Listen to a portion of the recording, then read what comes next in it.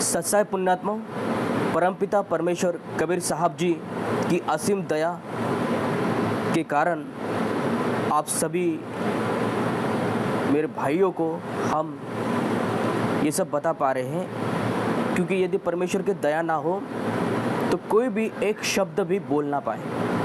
जब परमेश्वर की दया होती है तो ही हम शब्द का थोड़ा सा ज्ञान किसी को दे सकते हैं, बता सकते हैं।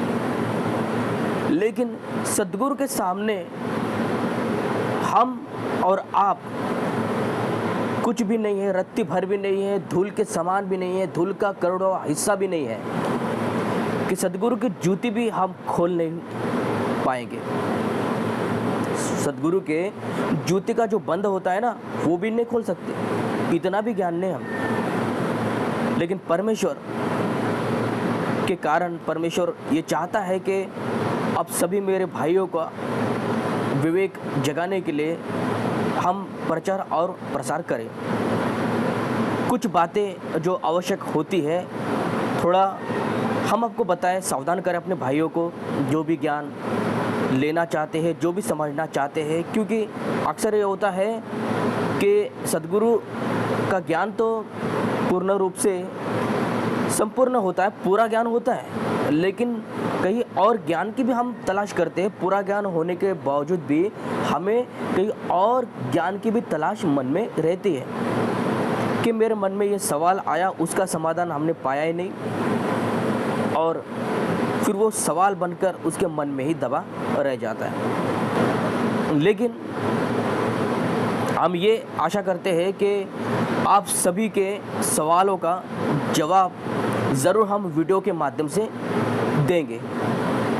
तो अब सभी भक्तों से निवेदन है कि आपके जितने भी सवाल हैं उसका जवाब हम वीडियो के माध्यम से देने का पूरा प्रयास करेंगे। परमात्मा की दया रही तो हम ज़रूर आपको समाधान पूर्वक कुछ महत्वपूर्ण बातें बताएंगे जो समझने के लिए भक्तों के लिए, नए भक्तों के लिए आवश्यक है, या पुराने भक्तों के लिए भी आवश्यक है।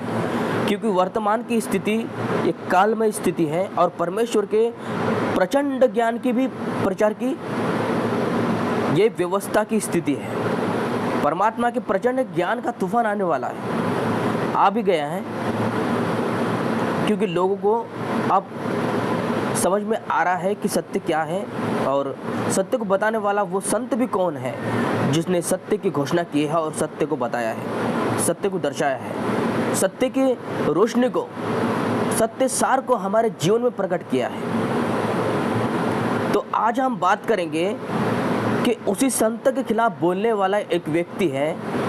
ऐसे ढेर सारे व्यक्ति आपको मिलेंगे, लेकिन इन लोगों में से ही एक और व्यक्ति है जो संत रामपाल महाराज जी का विरोधी है। तो आज हम बात करते हैं संत देवराज महाराज के बारे में।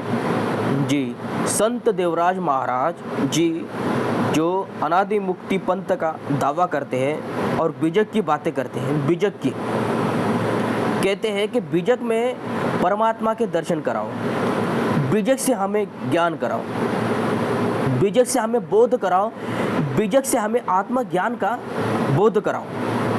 बीजक से क्या सद्गुरु, क्या ज्ञानी व्यक्ति, क्या बीजक का ही मोहताज है? क्या बीजक को ही लेकर वो संतों से संवाद करेगा, ज्ञान चर्चा करेगा? वेद, शास्त्र, पुराण, गीता, कुरान, बाइबल, सभी शास्त्रों का क्या ज्ञान वो संत नहीं रख पाएगा? सोचो, विचार कीजिए कि एक संत क्या होता है। क्या केवल कबीर वाणी का ही ज्ञान रखेगा, क्या वो संत होता है? क्या केवल सद्गुरु कबीर साहब की वाणी को ही आधार बनाकर सत्संग करने वाला संत होता है? कदापि नहीं। क्योंकि इस संसार में कई ऐसे भगत हैं जो सद्गुरु कबीर साहब को नहीं मानते हैं।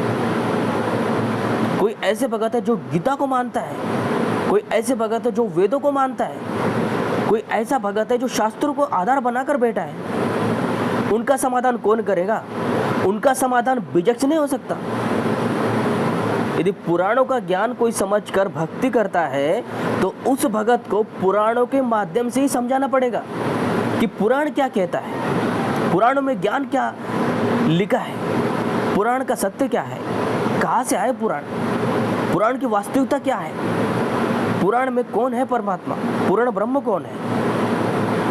ये बीजक से समाधान नहीं हो सकता है। बीजक की बाता कहे बीजक नहीं हाथ, ये पृथ्वी डोबन उतरे कहे मीठी मीठी बात। सदगुरु कबीर साहब ने ये भी कहा है और ये संत देवराज महाराज जी बीजक को लेकर बैठा है।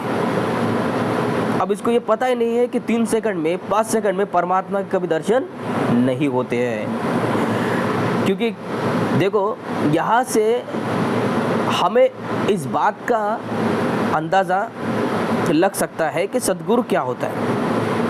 सद्गुरु का ज्ञान सबसे पहले समझा जाता है। ज्ञान को समझने में ही कई दिन कई साल लग सकते हैं।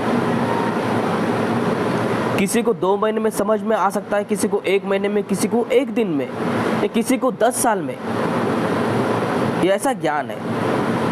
और ये देवराज महात्मा महाराज बात करता है कि 3 सेकंड में 5 सेकंड में परमात्मा के दर्शन की, परमात्मा की लखने की बात। तो भाई ये कोई और वस्तु है जो ये बंदा लगाता है। ये जो बंदा कहता है कि जो सार वस्तु जो लखाने की बात कही है सदगुरु ने, ये वो वस्तु नहीं है जो देवराज महाराज आपको लखाते हैं। एक लंबा सा मंत्र सुनाकर कान फूका गुरु बनकर लोगों को मार्गदर्शन करता है, लोगों को कान में मंत्र देता है, उसे कनफुका गुरु कहते हैं। कनफुका गुरु। तो देवराज महाराज जो है वो कनफुका गुरु है। कानों में एक लंबा सा एक वाणी सी एक शब्द ऐसा बोल देता है। कई भक्तों ने बताया है कि क्या नाम देता है, और ये वही है, थोड़ा सा अलग करके, थोड़ा सा अपने ज्ञान का एक स्टाइल बदल कर लोगों को नए तरीके से उसी पुराने उसी कचरे को एक नए तरीके से फ्रेश माल बनाकर पेश करता है। जैसे सड़ी गली जो वस्तु होती है उसके ऊपर का जो ढांचा है तो नई तरह से कोई बनाकर पैक कर दे तो ऊपर का जो ढांचा है वो फ्रेश दिखता है हमें। जो अंदर का जो माल सड़ा हुआ है वो कोई देख नहीं पाता अंदर, और लेकिन हम उस वस्तु की कीमत देकर वो माल को खरीद लेते हैं और घर पर लाते हैं। लेकिन फिर हम पता चलता है कि ये माल सड़ा हुआ है, ये माल हमारे किसी काम का नहीं है। केवल ऊपर से इसने केवल पर्च लगाए हैं, फ्रेश दिखे ऊपर से। तो कुछ ऐसे संत हैं जो बात तो करेंगे कबीर साहब की, बात करेंगे बीजक की, लेकिन उनके पास वो ना बीजक होता है और ना ही मूल शब्द की हम बात करें कि देवराज के पास भी कोई शब्द नहीं है, ना नितिन दास के पास कोई शब्द है। ये मनमाना आचरण करते हैं। ये जो लोग हैं ये मनमाना आचरण करते हैं। इनको कोई किसी ने गुरु नहीं बनाया, ये स्वयं आप ही मनमुखी गुरु बन गए और स्वयं से स्वयं घोषित कर रहे हैं। कोई मुक्ति अनादि पंथ चला रहा है, कोई कहता है कि मेरा ये पंथ है, 13वां पंथ है। अब उनका तो कोई सिर पैर ही नहीं जो 13वां पंथ कहता है अपने आप को, उनका कोई अर्थ ही नहीं है। क्योंकि जिस पंथ से वो बंदा आया है वो 13वां पंथ की कभी बात ही नहीं करता है। सभी गुरुओं ने अपने अपने पंथ का नाम अपने अपने गुरु के संस्थापक का रखा है, जिसने उस गद्दी की स्थापना की है, जिसने उस गद्दी को बनाया है, स्थापना की है, जिसने उस गद्दी के स्थापक का ही नाम वहाँ पे रखा जाता है पंथ के ऊपर। उस गद्दी को निर्माण करने वाले संत के ऊपर ही ये पंथ चला जाता है। ऐसे गद्दियाँ बनते, ऐसे वंश बनते, शाखाएं बनते। देवराज का जो ज्ञान है वो बिल्कुल ही निर्णायक नहीं है, बिल्कुल शास्त्रों के खिलाफ है। इसको वेदों का ज्ञान नहीं, इसको गीता का ज्ञान नहीं, इसको शास्त्रों कोई ज्ञान नहीं है। अभी आपको एक वाणी दिखाते हैं जहाँ पर लखने की बात सदगुरु कबीर साहब ने क्या कही है, किसे लखना है, आप स्वयं देखिए।